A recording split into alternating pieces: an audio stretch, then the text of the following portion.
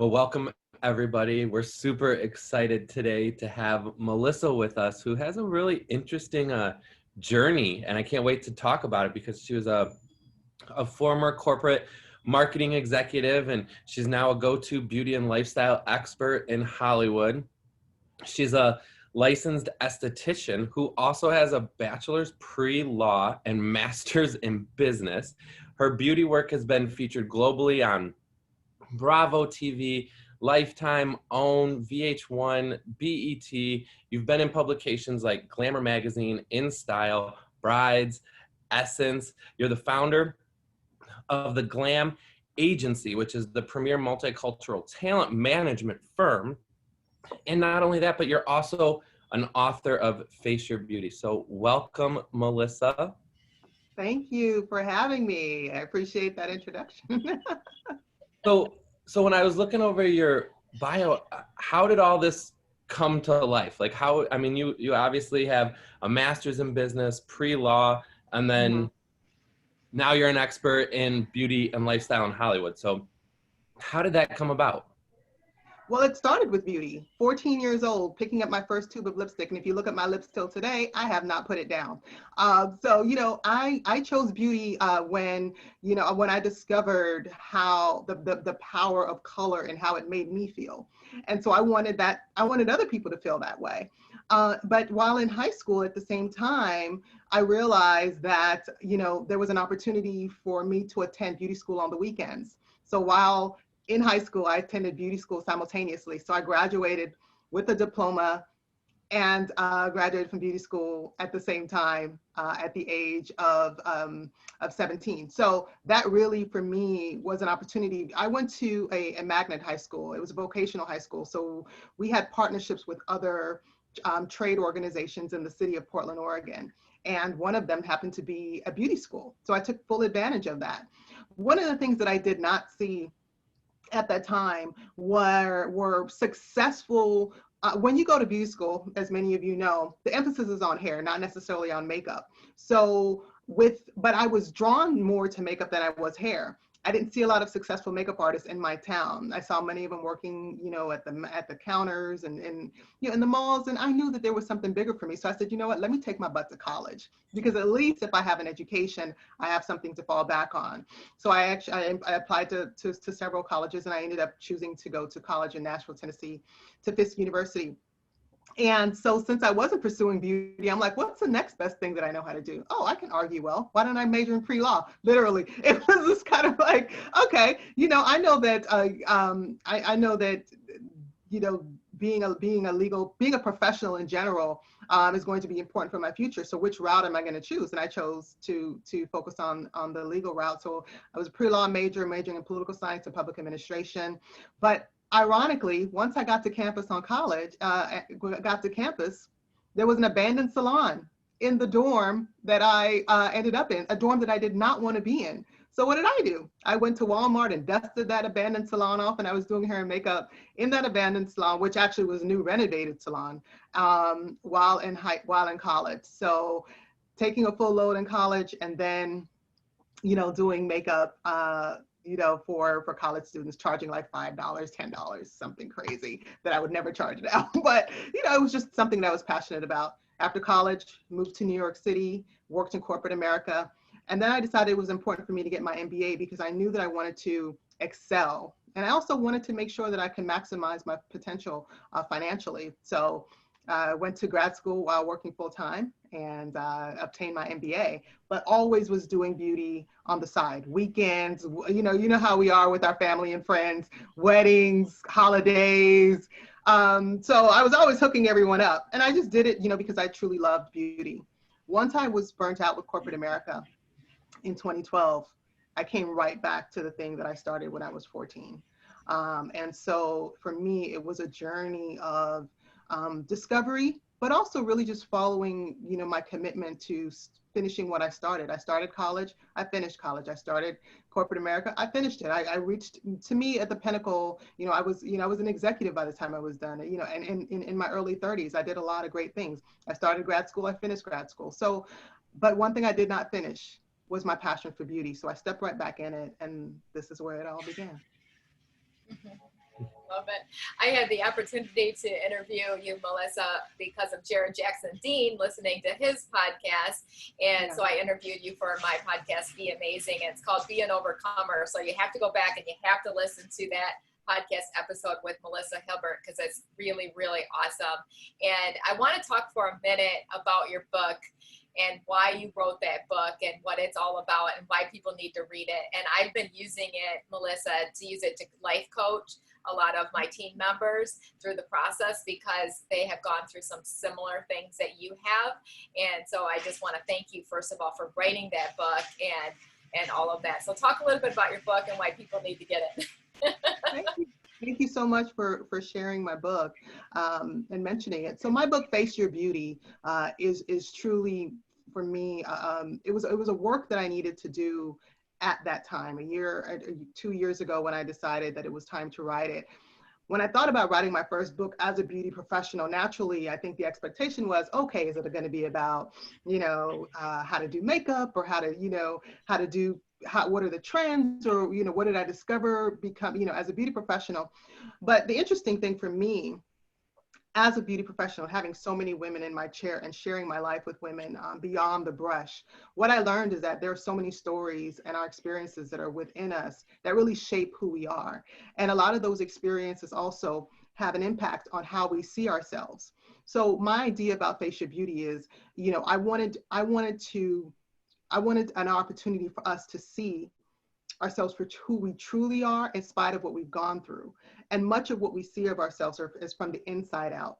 And so that discovery of inner beauty, of the inner strength, despite our, challenges, despite some of some of the heartbreaking and tragic and traumatic things that we've gone through in our lives, we have the opportunity to truly see ourselves for who we are if we do the work. And a lot of that is really peeling back the layers of our lives and really understanding that while, the things that happen, to us are painful and traumatic, they don't happen to us, they happen for us, and it happens for us to be better. And while you're in it and you're living in it, it doesn't feel that way. It feels, you feel abandoned, you feel abused, you feel taken advantage of, you feel unseen. And the idea is you have to see yourself before anyone can see you. And it's not going to be anyone else's job to pull that mirror up and for you to honor yourself. It's going to be your job to do that for you. And it is not an easy journey, because you know what? A lot of the things that happen to us are perpetuated by other people. But as strong individuals, as overcomers, as people who have been put here to do great things, as a creative individual that I am, I had to, I take on that responsibility to face my own beauty. And so I really wrote that book to encourage other people to do the same. Yeah, I love it so much. And one of the parts that I love the most about when you and I were talking on my podcast was we were talking about getting rid of baggage in your life. So getting rid of toxic people. Will you talk a little bit more about that, why that's so important as you move forward as a business owner, as an entrepreneur? Yeah, the toxic anything is harmful to your body, right? Yeah. So toxic people are certainly harmful to your life. I realized long ago that I was actually shedding that and not even realizing that I was doing. Once the energy in certain like friendships when I was younger with girls and felt unhealthy for me and didn't feel like it was moving me in the right direction, I ended up ending a lot of friendships. And I didn't realize that I was taking control of that even then. So now as an adult, I'm fully aware that I was being discerning. And so, but as an adult, I ended up in, relationships with men, and relationships that were, interpersonal relationships that one of them led to marriage, and then that same one led to divorce. And I realized that there was this level of a huge amount of toxicity in that situation that I had to decide that I no longer wanted to be a part of. But the hard part about it is I had an infant at that same time. So my decision was really for her to say, you know what, I need to break this cycle. I don't want to live in it. I'd rather my daughter come from a broken home than live in one. And that's a very, very tough decision for a lot of people to make, because, no one wants to raise their children, on their own, and no one really wants to, it's not a choice that anyone would want to make. But when you look at the full picture, and now looking at my daughter, she'll be 3, and I'm like, she pays attention to everything. And we don't think that they don't, they actually do, and they absorb all of it. So why would I give her access to something toxic before she's even, before she even understands what the world is about? It's my job to make those hard decisions, and my job to make those sacrifices for her. And that's really what I did. So toxic situations and toxic relationships and toxic environments steal the best of who you are. And as a creative professional, our jobs is to be of service to people. We have to show up in our full self so that we can give our best selves to people, making them look, they're beautiful, they're most beautiful from the top of their head to the, to the sole of their feet, right? Our job is to serve. But our first job is to serve ourselves. And if we don't serve ourselves with honor, and to be honest about our relationships, and to be honest about the places that we are in our lives, we're not going to be the best of ourselves professionally. The two are intrinsically linked. You can hide it for a short period of time, but at some point it's going to show up. It's going to show up in your productivity. It's going to show up in your work. It's going to show up in how you show up. So if you start coming to work looking disheveled, not taking care of, people are going to notice, like, ooh, what's going on with Sally? Well, Sally's going through some things, but she doesn't want to deal with it, right? And so these are realities of life. And I think that we do not have the luxury of abandoning ourselves, even though other people have abandoned us emotionally, and other people have treated us, in a way that doesn't honor our best self. It is our job and our responsibility to do it. And if they don't, see ya. Yeah, that's so good. I love that you're talking about this, because I think this is so necessary. Most of our audience, of course, is entrepreneurs, but most of them are salon owners and salon leaders. So talk to them right now, because how would they know that they have a toxic person on their team? And it could be them that's toxic, because who you are is who you attract, right? Right. And so talk to them right now. How do they know, and why is it so important to protect that unity? And of course they always say you're as strong as your weakest link, so you're as strong as your most toxic player on the team. And so what are those kind of areas that they need to watch for? Right. So as a salon owner, obviously, you have a business to protect. You have something that you've invested in, you own, and that matters to you. So your leadership is obviously very important. So let's start there from the top down. If you are a great leader, then, I believe that a lot of other things are going to follow. But if you are a leader that also has issues with your own self, and you're leading from the top down with toxicity, then that's also going to affect your environment. So I think that a lot of leaders also need to check themselves and say, okay, well, who am I, and how does my character as an owner reflect upon those that I'm leading? And is it leading them to something healthy and productive so that they can rise and shine to be the best in my environment? Or am I only giving them a license to also be toxic, right? Because if it's just like children, they're going to repeat what you do. So if you don't set the standard and set the tone, neither will they. So it does start from that part. But the other part too is, those who are in your salon, who you've hired to be a part of your environment, they are a reflection of you. So you will see toxicity showing up in terms of, obviously them not honoring being on time. You will see it in integrity issues, whether it be, with clients, or if you have products in the salon that are being sold or not, or being used without your permission. You'll see it in feedback. So if you give constructive feedback and that person lashes back out at you, and they don't take that and learn from it and grow from that, well, you also know that person is not coachable.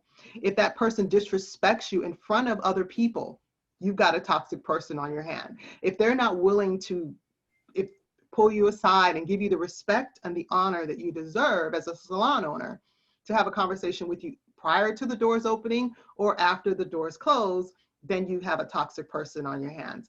You have a toxic person on your hands if they take phone calls, or they act,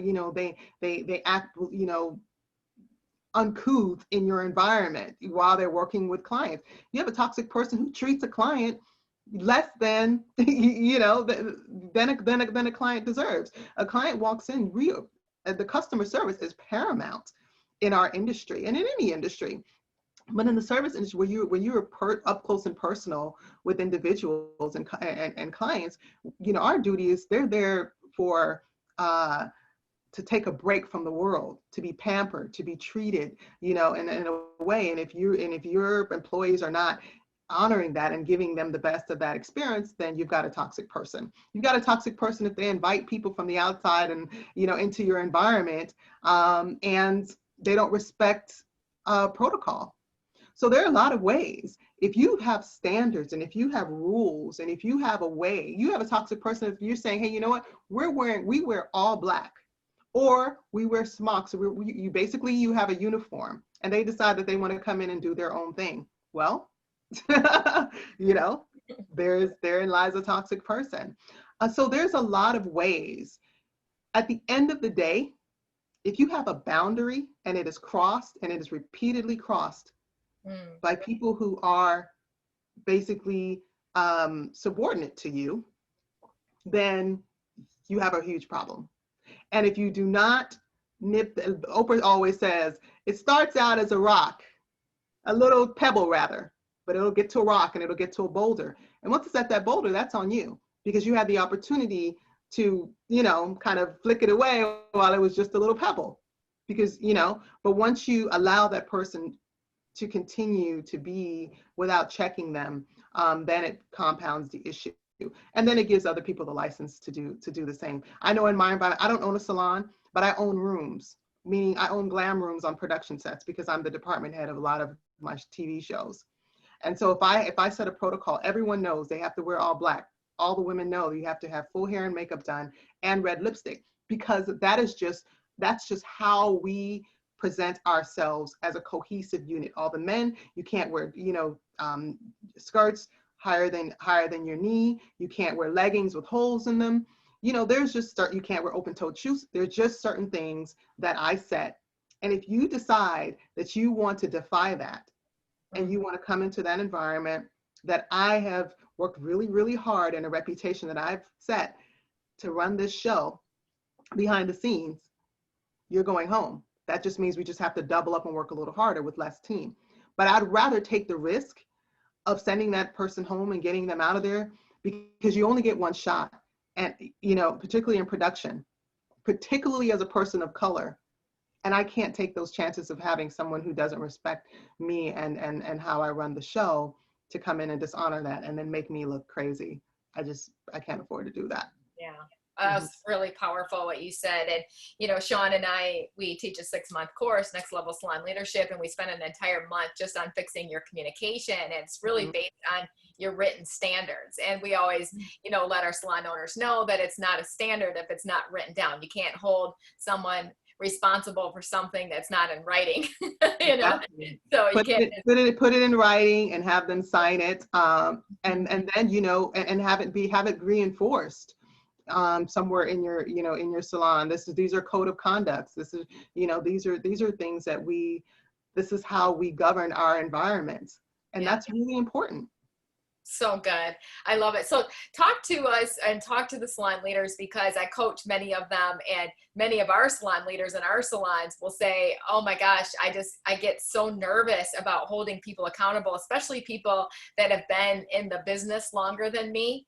And so I'm thinking that maybe I don't know as much as they do because they've been in it longer. And I'm like, well, wait a minute, you're the one with the position, not them. So let's get over that part. But talk to them right now, and also to the salon leader that, just is afraid of hurting people's feelings.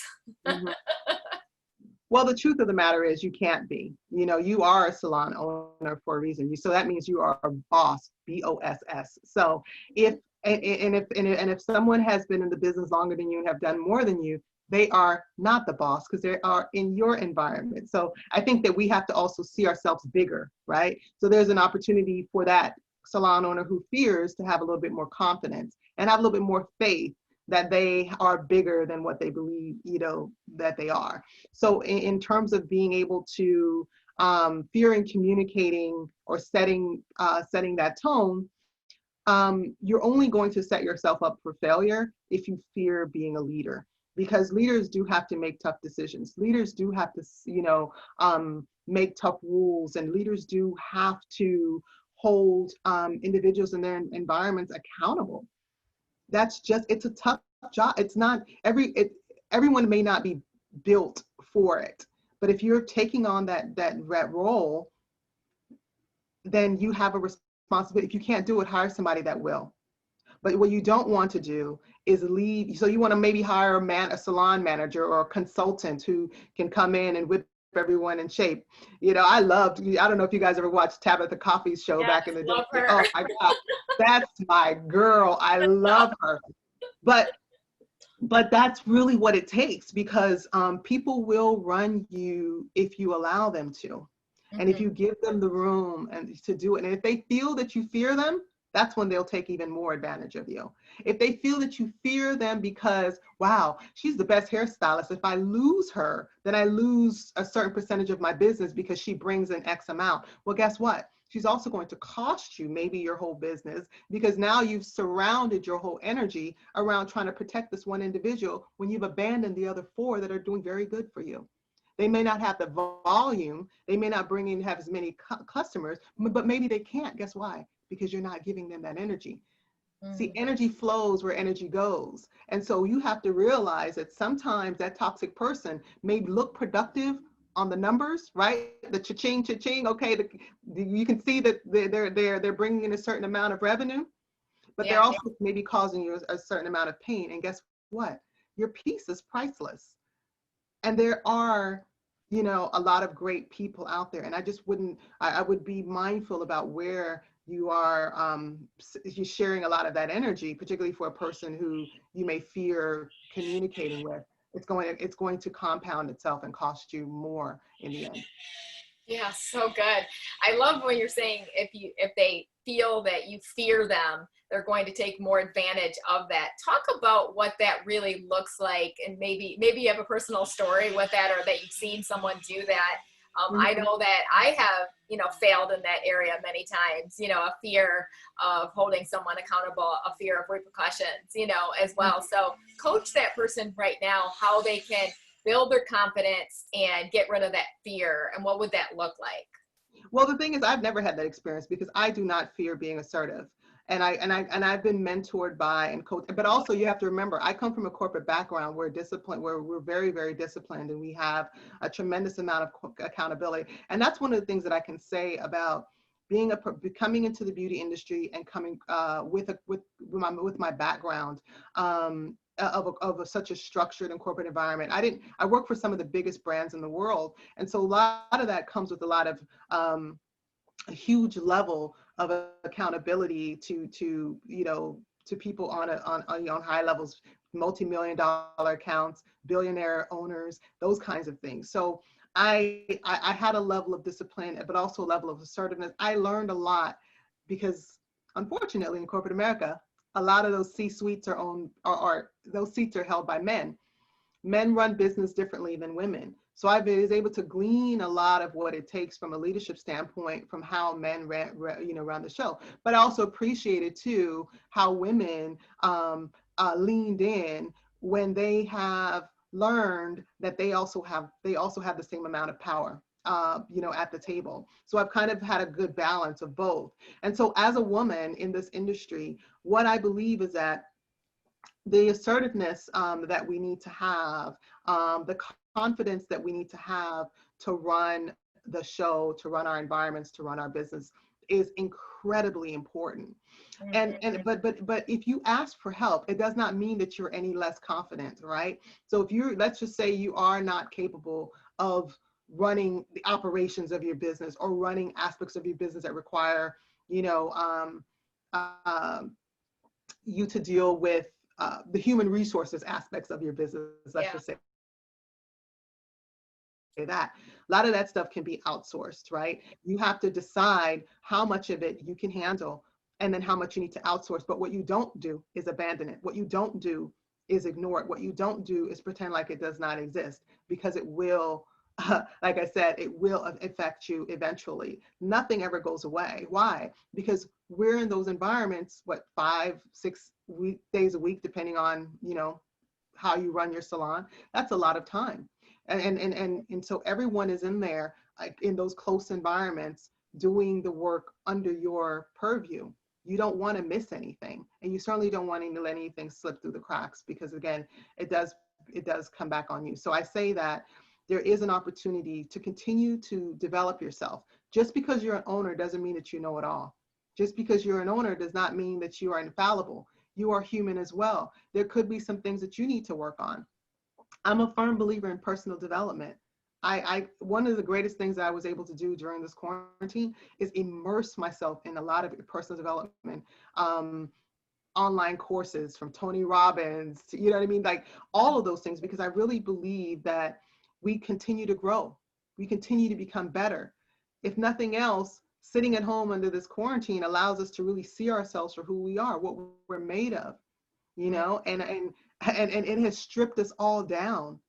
And so I believe that you can continue to take some leadership classes, continue to learn, continue to expand upon yourself as an owner and as a professional, because truthfully, there are a lot of those people in your salon that are looking up to you. Maybe they want to own salons one day, and they're going to say, okay, you're either going to be looked at as a person that they want to emulate, or say, I don't ever want to do it the way she or he does it, and so there's that. So there's a lot of mentorship that's happening viscerally that you may not even be aware of. And so that is even why it's more important for you to be fully aware of who you are as a leader, and how you run your environment, and your confidence and your assertiveness, your character, your mentality, and also just, your ability to also say, you know what, I can roll up my sleeves. I'm not asking you to do anything that I would not do, right? So you're showing that person that, there is, with or without them, you got this. But at the same time, you're a team player enough to know that we need all of you. We all work together for the good of this business. Yeah, I love that. And I love you're preaching to the choir here about getting involved with developing yourself. And I want to stay on that here a moment, because it's interesting. Through quarantine, I call it, we noticed there was a lot more salon leaders that were starting to hop onto these Zoom calls. And Sean and I, again, we do the 6-month course for salon leaders, but we also run these webinars, these free webinars all year. We have our podcast, and then I have a bunch of John Maxwell coaches that we do masterminds on Monday nights for. And the room is so filled with so many people. It used to be 5 to 10. Now it's up to 30 salon owners that are in these groups. And it's just incredible to watch. And we've seen some huge shifts. And so I'm coaching a salon owner right now that I don't believe has really invested in themselves, and kind of basically wants to throw in the towel and just say, you know what, I'm tired of babysitting all of the people that work for me. And I was like, the key word was babysitting. It's like, where did this come from? And I'm tired of being a mom. So talk to that salon owner right now. And I hear it quite often, actually, Melissa. I hear it in our cosmetology schools. I hear it in the salon world. Oh, they call me mom. And it's like, oh no, you're not mom, you're a leader. Like, there's a difference between being a mom and being a boss, like you were talking about. Will you talk through that process and kind of shift some language today? Ooh, yeah. So that whole babysitting and that, that mom thing, it's a real thing, right? Yeah. Because there's a lot of coddling that may happen, that may cause that environment to really feel like, that this is some kind of mothering. But I think that I don't think that there's anything wrong with nurturing, because I think naturally that's inherently a part of who we are. But I think that there has to be, again, those boundaries set. And if you are overwhelmed, feeling like you're babysitting individuals, then, you just may need to change that environment and let some individuals go. You may need to clean house, to clean the nursery, Clean house, You ready to nursery. do some house cleaning? Yeah, clean up that nursery. Yeah. If you've got babies in there and now you know that's and you didn't create a nursery and you have one, then you have to go back to basics. You have to start over. You have to really think about how did you get there, and that comes back to the accountability as a leader, saying, okay, a lot of this is my picking. You know, it has to be, you know, a little bit of that too, to say, okay, yeah, I mean, I picked this, and then this is kind of how I let a lot of things slide under the rug, and I let a lot of situations, you know, happen that I didn't address. But that's why I say, go back to saying that you have to deal with things as they happen. Do not let them compound, and do not, you know, ignore them, because they will, it will grow, and it will manifest into a toxic environment, or in a situation now where you no longer want to be an owner. Your dream is to own a salon. Your passion, you've put everything in it, and you're going to let individuals who don't know how to act keep you from that truth and that reality. That's not healthy, you know, and that's not fair to yourself. So yeah, the language of babysitting and feeling like you have that, I think it really starts with you just essentially lost control. Yeah. And now you need to get back control. Yeah. And sometimes how you get back control is you got to just go back to square one. You got to reset. Yeah. I love it. I love it. And sometimes it just requires cleaning house. And I think one of the biggest challenges that I'm seeing, Melissa, is most salon owners don't have a hiring plan. And so that's another thing that Sean and I really focus on, is how to fix that hiring plan and what that should look like. And they've kind of become hostage to the team that's there. And they'll say to me, well, they've been with me for, 15, 20 years, and I can't get them to change. And so talk about that process too. And have you heard that word being held hostage? Sure. As well? Yeah. What does that mean to you? I mean, listen, it's as basic as you are basically, you can't move, right? You know, and so you're bound, right? When you're held hostage, you're bound. But who are you bound to? And so that's the question for is you have to go back and ask yourself, how did this haven of beauty and glamour and service turned into a hostage situation? Like, how did it happen? So I think that there is definitely a lot of again, things that have gone unaddressed that have now put you in a position where you feel backed into a corner. Yes. But you have to push your way out of that. And even though someone has been with you for a long period of time, you have to go back to it again. Who are you most loyal to? Your loyalty starts with yourself and your dream and your vision, right?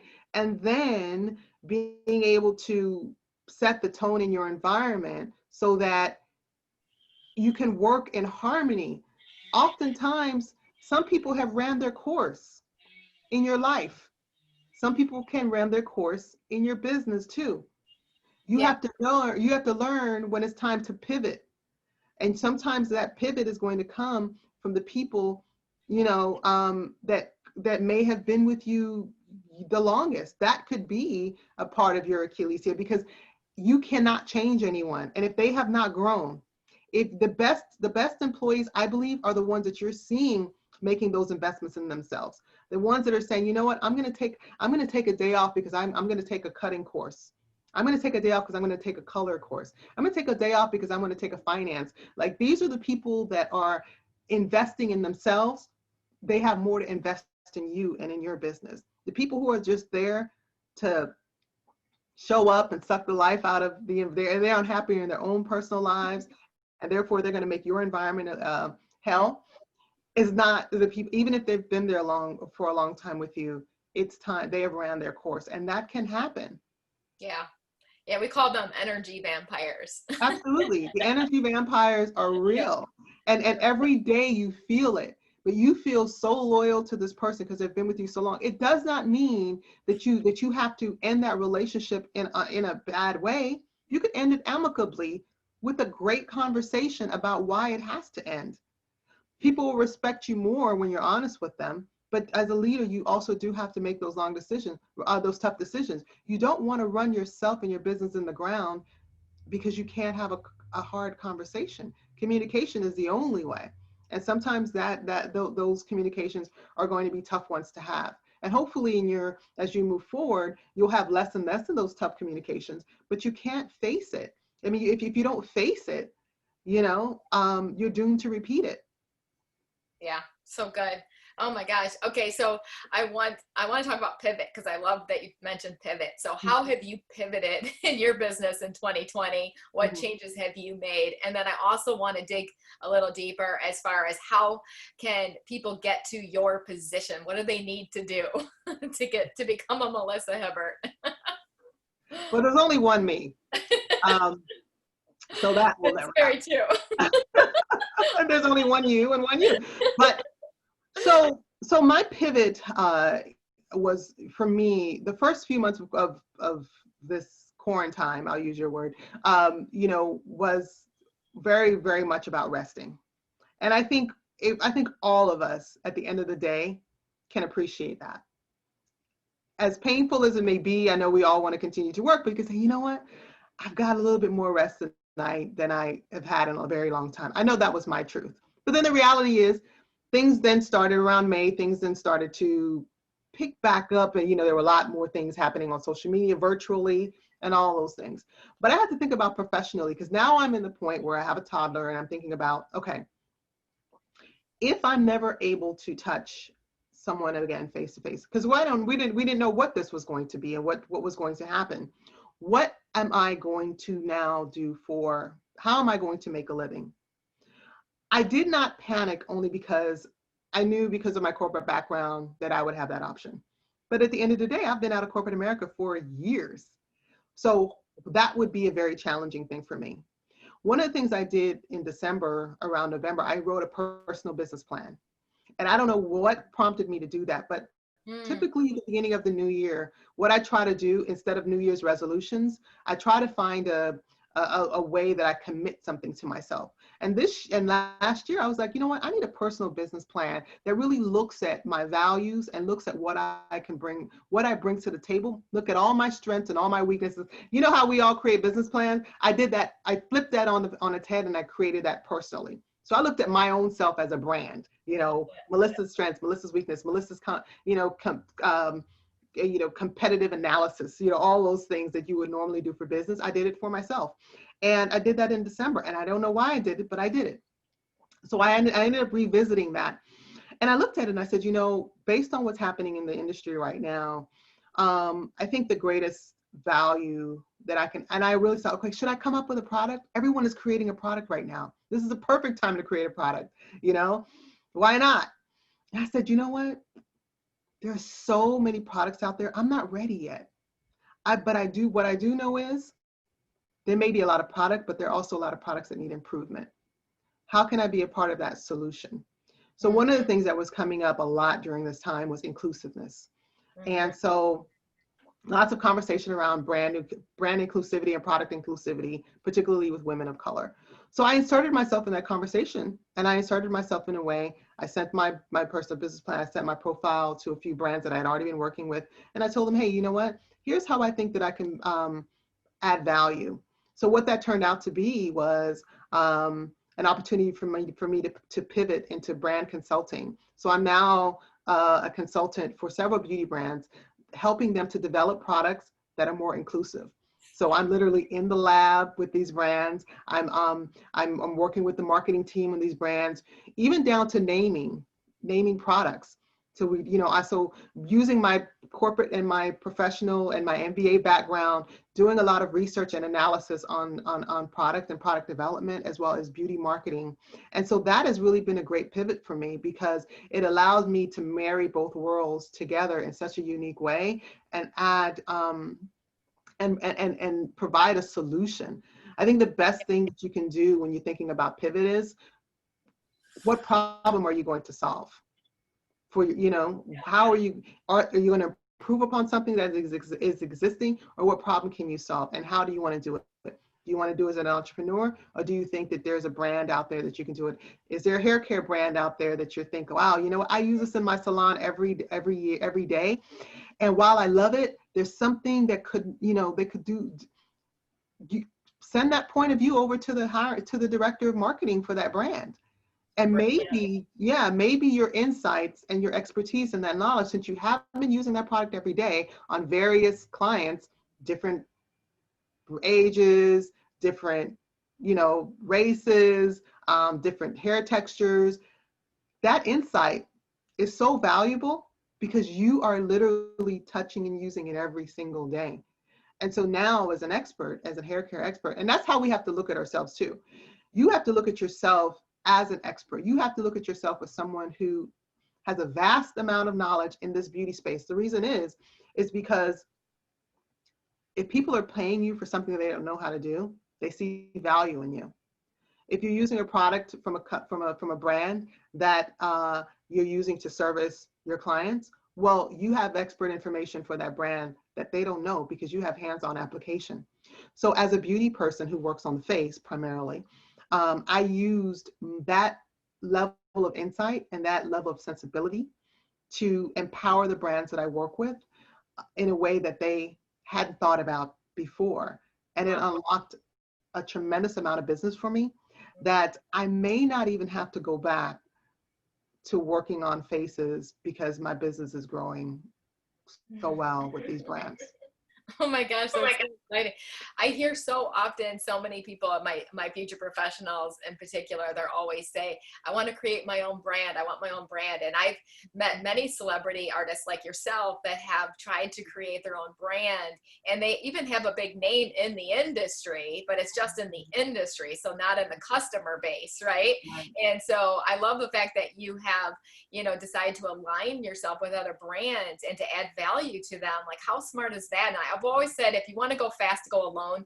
But if you want to go far, go with others. And why not partner with incredible people? And that's why I partnered with John Paul DeJoria with Paul Mitchell, because I love the brand. And I said, you know what? I want to help continue to add value to it. So I'm always thinking, how can I add value to the company? And I love that, Melissa. That is absolutely huge. Paul Mitchell's my favorite. The foaming pomade was my saving grace. When I went natural, that foaming pomade. Ooh, foaming pomade, yes. Foaming pomade by Paul Mitchell. Oh my God, that's my hero product.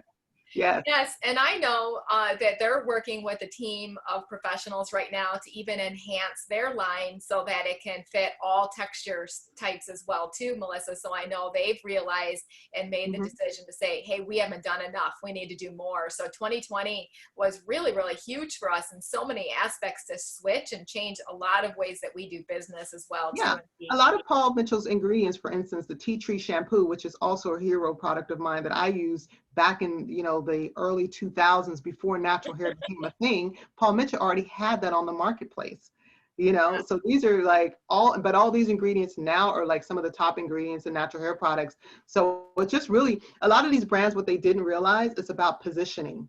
The reason is because they didn't have a lot of people that look like me at the table to speak to consumers like me who are actually using the product. So imagine, you know, 10, 20 years ago when I was using the product, and that's literally how long I've been using it. If someone looked like me was championing the brand, there would have been more people who realized, like, Paul Mitchell as a professional product brand, you know, it can service the natural hair community like anyone else. So anyways, that's just my personal experience with the brand. But yeah, I think that a lot of, I think partnerships are very, very powerful in the thing as well, because sometimes people believe that pivoting is often strictly about just really going out in an entrepreneurial lane and doing things on your own. Well, quite frankly, consulting is essentially, you know, entrepreneurship, right? So you are an independent contractor to these brands, you know, and you're offering a service, and so whatever that may look like. But you know, for me, it really the partnerships made great sense in this pivot, because I understood that there was still a tremendous amount of opportunities for some of these brands to improve upon reaching consumers that look like me. Yeah, absolutely.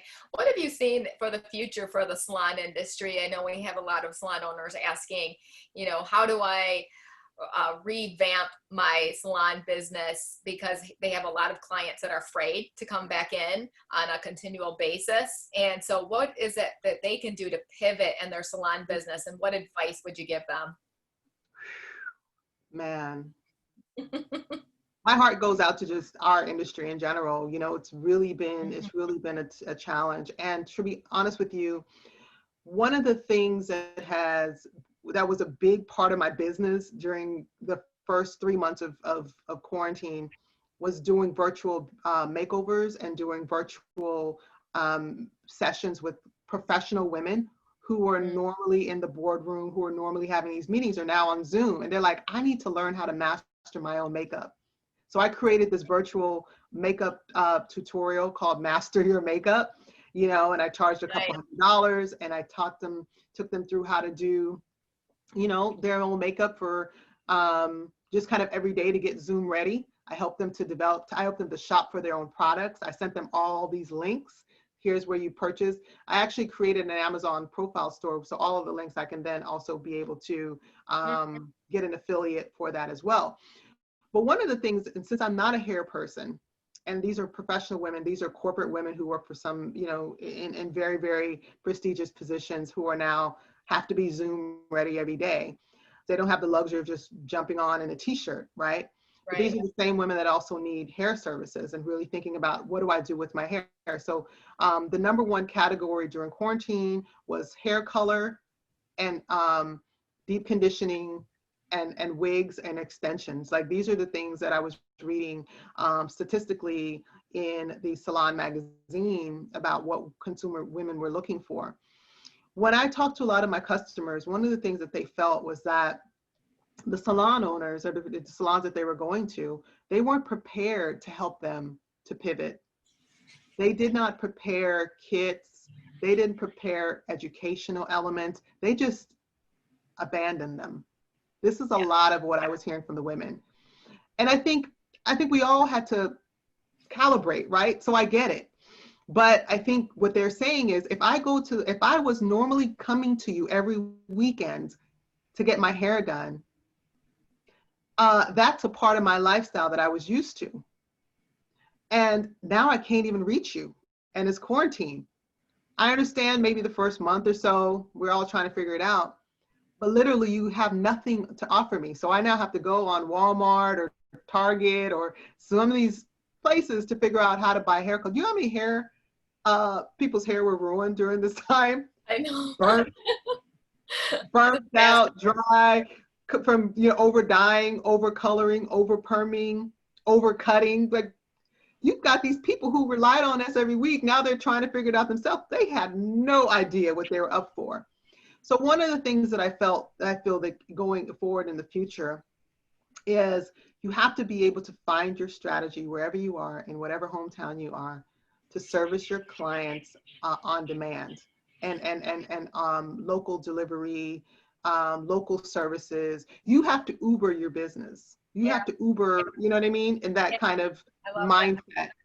You have to really think about that. You now have to look at making this accessible on all levels for the ones that are, so you now have multiple customer sets that you're now servicing. For the ones that have no problem coming into your salon, who are like, okay, I'll put on my mask.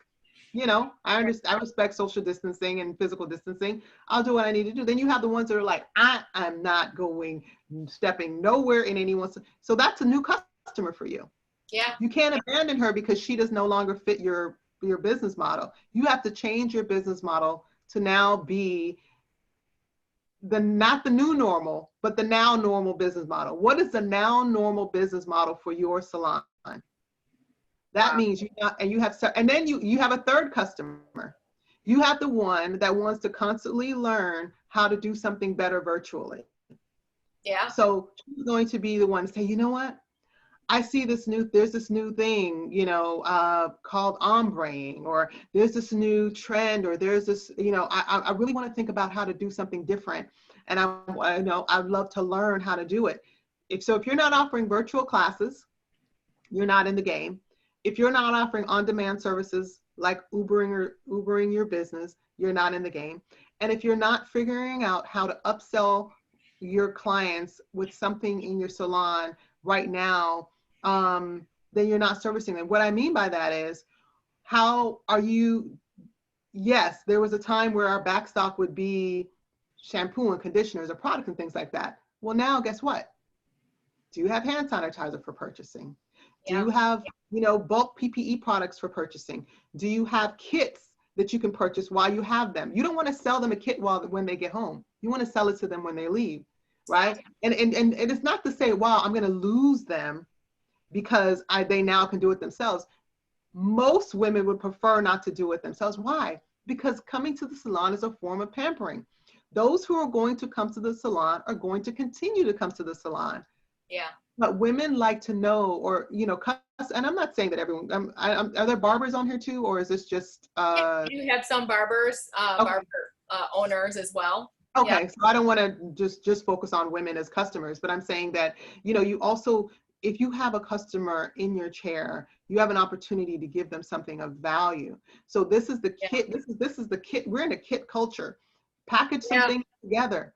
Figure out, one of the things that I learned about the men is most men didn't have hair clippers. Like, they didn't even have their own set of personal grooming devices at home, because they were so used to going, to the barbershop. If you look at, I don't know, I know many of us were watching the news and you saw all these news, like, oh, he now has an afro because he never cut his hair because he didn't know how to do that, right? So I think that you have to look at your new normal business plan and know that you now have customers that are going to fall into different buckets. You're not going to lose them. You're going to service them where they are. So good. And also, in terms of what you're offering in your salon has to also change. It also, because to be honest with you, you'll be surprised how many people are still searching for hand wipes and still searching for, hand sanitizers and still searching for masks. And so why not have a little area where you're now selling PPE while your customer is right there? Yeah, I agree. I love it. I love that you're talking about the now normal business model. And that's the magic pill, is strategizing, all the different types of clients that you could actually have and you could cater to, and to go virtual as well too. And I'm surprised the amount of hairstylists that aren't training their team members how to be on Zoom, and how to be ready for Zoom. I love that you said that, It's a huge thing, because here's the thing about Zoom. It's global. So now you had all of these local customers, let's just say in your hometown of, I don't know, Orlando, Florida. Yeah. With the virtual environment, you can now reach customers all over the world. You can create a course. You can get into education, create a course. All you need to do is film it once and it can be sold to 1,000 people. Yeah. So a course on coloring, a course on texturing, a course on, people need to figure out how to braid. People try to figure out how to take down hair extensions, all these safely, right? Because you don't want to rip, so there's a lot of things that they relied on us on. So what are people relying on you for? And teach it to them.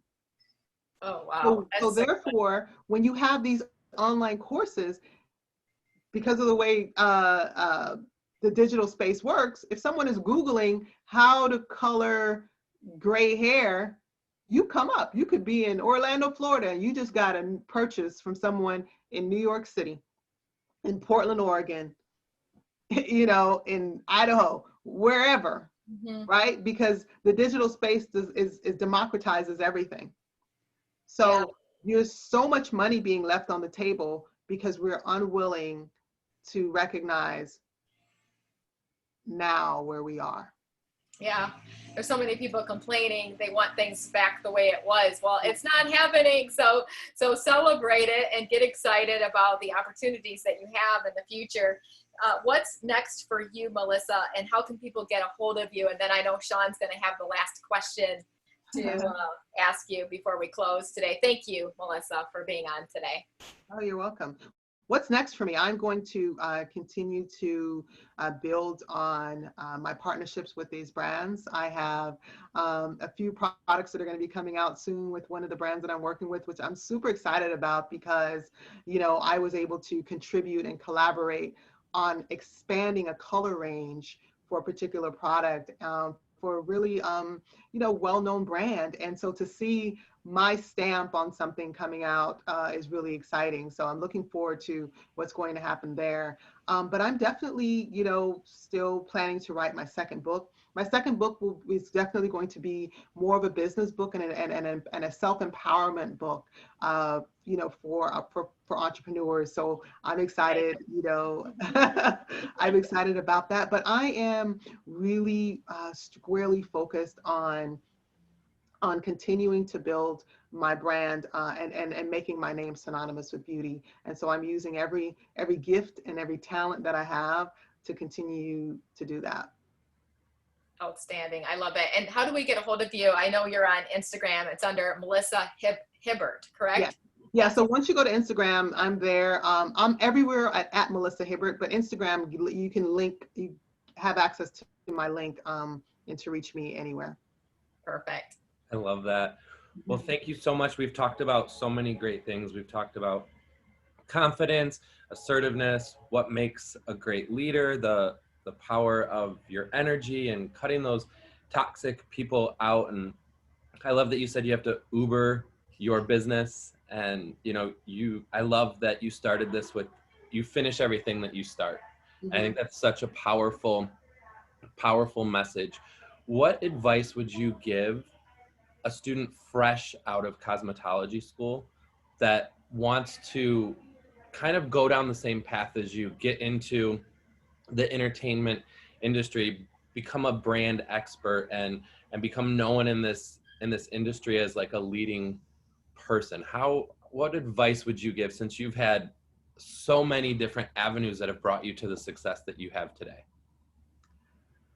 Oh God. I would say one of the things that I did was that I honored the fact that I was different. I honored that. I didn't shy away from it. I knew that my path was different. I knew that I wasn't the girl who worked at the makeup counter who paid my dues and now, you know, had a place here in the industry. I honored the fact that I came with a pedigree. I had a professional background, an educational background that gave me the mental edge to navigate this industry that is overly saturated and overly, you know, it's just replete with beauty professionals in this industry. And so I never shied away from what could potentially be competition. I looked at myself as having none because I knew that I had my own path and my own lane. So I would say that you have to honor what makes you different, what makes you unique, and use that as your strength. And I think we have to really look at, you can't, we're all, you know, uniquely and wonderfully made. And it's easy to look on social media and see how someone is, you know, moving and shaking and doing their thing and then want to replicate that. Well, that's the fastest way to being obscure, right? Because you can never be anyone else. You can be the best version of yourself.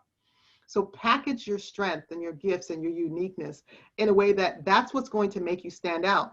I stood out because I always made it clear that I had a corporate background. See, most people think, well, why is she going to leave corporate America, a six-figure income, to go do makeup? Well, guess what? I'm a six-figure makeup artist, so go figure. But the thing is that I didn't care about what other people thought of me.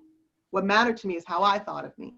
Mm-hmm. So there has to be a level of valuing your uniqueness, being confident in that, and knowing that your path is going to be different. And then knowing also that that's going to be a lane that is all your own, and there's not going to be a lot of validation in it. Meaning, when you are trying to be like other people are gonna be like, oh yeah, cool, I see that, I see you. But when you're doing something different, people are gonna be like, oh, I'm not quite sure, right? Because it's not popular. You don't want to be that. It's not about being popular, it's about being significant. Be significant and know that how you are moving your journey is not is one about significance, and it's about legacy. It's bigger than beauty. Always feel that it's bigger than beauty, because that way you're able to say yes to a lot of things that people say no to. So good. I love that. What a great way to end our hour with you. Be significant, not popular. What a powerful statement that was. So again, thank you so much, Melissa, for joining us and continuing to add value to this industry, and best of luck with your brands.